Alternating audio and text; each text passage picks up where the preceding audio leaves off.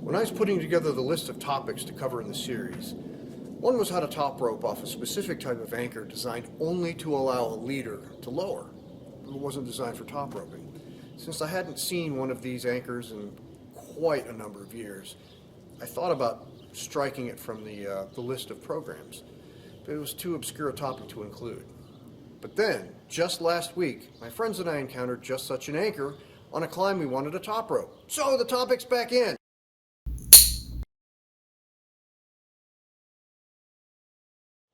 Some older anchors consist of open hooks that allowed the lead climber to drop his or her rope directly in and lower, but they're not designed for top roping. Some of these anchors consist of pre-forged open hooks. Others were made from modified eye bolts. You see this eye bolt?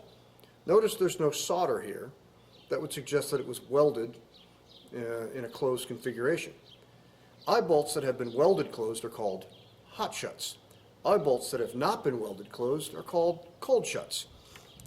Some climbers made their own lowering stations by prying open the eyes of cold shuts and turning them into open hooks. What you just witnessed proves that I'm either a really strong climber or a whiz at movie magic. These modified cold shuts have been given the silly paradoxical name open shuts. As I said, these open hooks allow the leader to drop the rope in and lower off. That's great for the leader, but what about the other folks in the party who just want to top rope the climb? You can't safely top rope through open hooks. So what to do? Simple. Hitch slings around the hooks.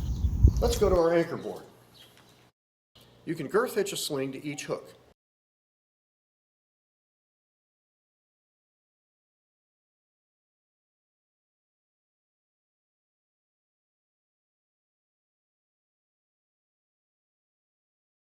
Similarly, you can simply wrap the sling around the hook a couple of times.